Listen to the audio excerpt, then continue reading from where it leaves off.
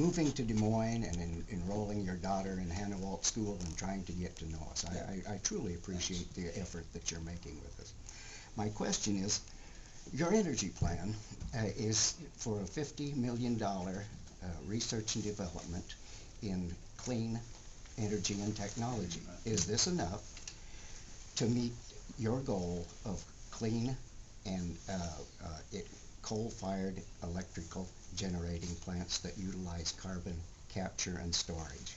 If so, how? Well, it's a great question. Let me invite all of you, by the way, in these settings, both on this issue and a variety of others. We have a website that I invite people to go and look at, and all of the details of these various ideas. So if I'm not all inclusive in everything in response to your question on energy, it's available on chrisdodd.com. So we always like to mention that here. Sometimes we forget to do that. My staff reminds me, don't forget to mention the web pages so people can go to it. My plan has been called by Al Gore, Bill Bradley, the boldest and most courageous of any of the plans put out by Democratic candidates here. In fact, by any candidate for that matter. I don't consider the Republicans having much of an energy plan here, except to status quo in the oil and gas industry here. So it is a bold, it is creative. And I knew it when I offered the idea of a corporate carbon tax. It was going to generate some controversy. But I don't know how you get from here to there without being candid about price and the problems with it. We tax cigarettes for a number of reasons, not the least of which is killing us here.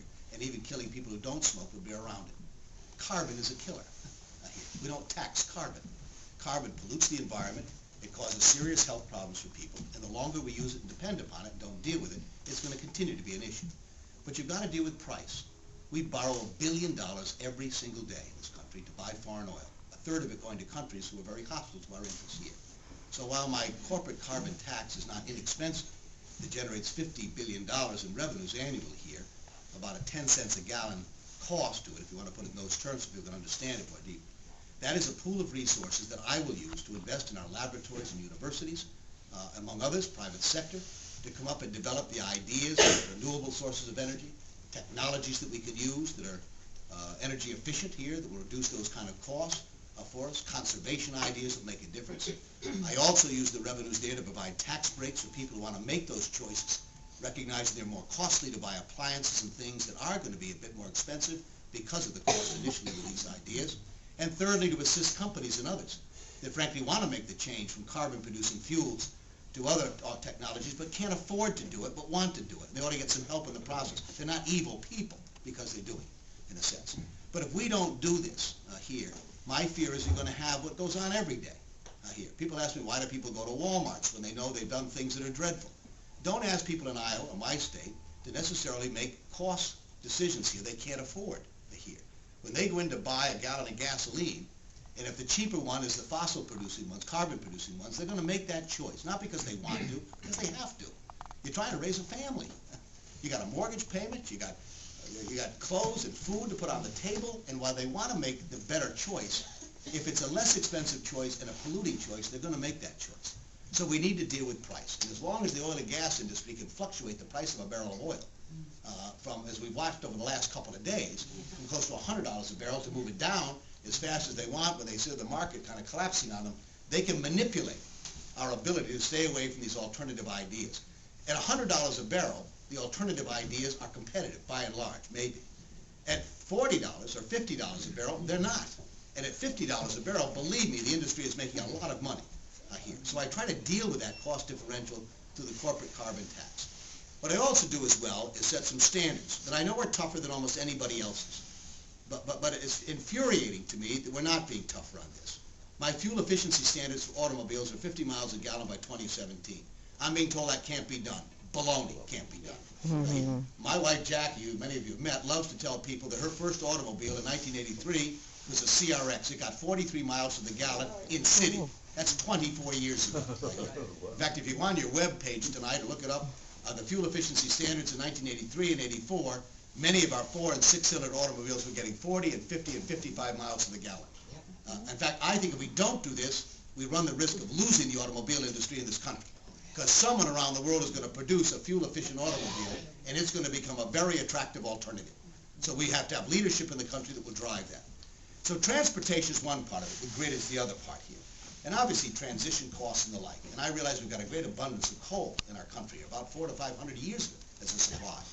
And so I recognize as we move to these other ideas, many of which of us are being developed in this very state, and they're not without their own difficulties and problems, and I'm well aware of that. That makes some sense, and there are technologies that we can use here to deal with it. But ultimately, in my view, it makes more sense to operate the grid on things that are going to be far less costly and far less polluting, and where you have a renewable source of energy.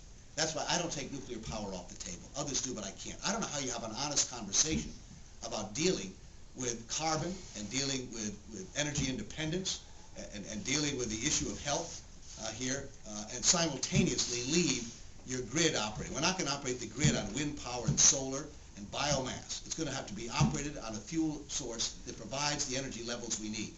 And coal does pose serious problems for us, even when you're burying the coal. Here, the carbon elements. That's not a completely satisfactory answer. I don't give up on the idea. We can come up with ideas that will make that a safer technology. But I also want to see us develop these ideas internationally, because while that may make us more secure, it doesn't make other nations around the world that lack those resources secure. And our environment depends not only on us doing the right thing, but developing countries doing the right thing as well. So by developing these ideas in consortiums, where you could make nuclear power a safer source by dealing with transportation and waste issues here, we could offer great ideas and help to developing countries to produce an energy source that's non-polluting, non-threatening, allows them to grow economically, which produces markets for us where we sell higher value goods and services. We're a direct beneficiary of this idea. Instead of watching people be blackmailed by a Hugo Chavez or in the Middle East for a variety of reasons, why not provide the help and support for developing countries, as well as countries like China for that matter, which are gobbling up natural resources all over the world at great expense to us here. By working with that kind of brain power to develop energy sources, it would make it far cleaner, as well as much more independent and less threatening to all of us. So I apologize for the length of the kind of answer here for you, but to give it some comprehensive approach to it. And with a full awareness, when I talked about it, there'd be people who'd rail because I mentioned the word tax. But as Tom Friedman says and others said, you cannot have an honest conversation about this if we don't talk about that price differential issue.